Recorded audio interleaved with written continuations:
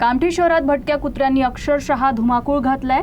सायंकाळी 6 ते रात्री 10 या अवघ्या 4 तासात तब्बल 14 जणांना कुत्र्यांनी चावा घेतल्याची धक्कादायक घटना उघडकीस आली आहे। जखमींमध्ये 5 महिला व 9 पुरुषांचा समावेश असून 4 रुग्णांना पुढील उपचारासाठी नागपूर येथे रेफर करण्यात आलं आहे। मिळालेल्या माहितीनुसार जखमींमध्ये 5 महिला आणि 9 पुरुषांचा समावेश आहे। त्यापैकी 4 रुग्णांना पुढील उपचारासाठी नागपूर येथे रेफर करण्यात आलाय, तर 2 जणांना उपजिल्हा रुग्णालयात दाखल करण्यात आलाय। उर्वरित रुग्णांना प्राथमिक उपचारानंतर सुटी देण्यात आली।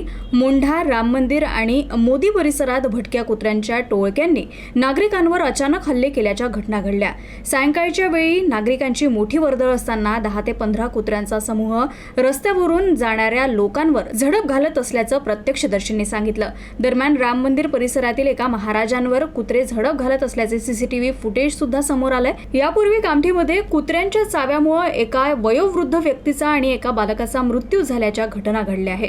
त्यामुळे या समस्येवर तातडीनं उपाययोजना करण्याची मागणी नागरिकांकडून होत आहे।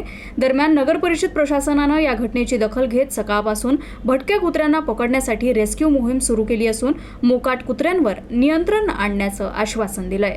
या मोकाट कुत्र्यांना बाहेर सोडा किंवा त्यांना कुठे अडकवता तर अडकवा, पण यांना असे कुत्रे, लहान मुलं भरपूर असतात चावायला।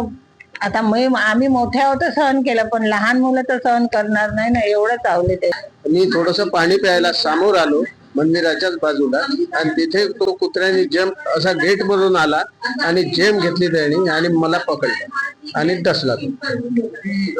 13 टाके पडले आहे आणि काल 14-15 इंजेक्शन दिले।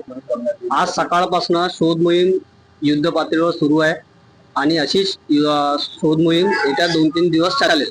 शहरातील जी मोकाट कुत्रे आहेत त्यांना काही सर्वांना पकडण्याचा वगैरे मोहीम राहणार आहे का? येत्या काही दिवसामध्ये 4-5 दिवसामध्ये पूर्ण शोध मोहीम सुरू करून मोकाट जनावरे ताब्यात घेण्यात येईल।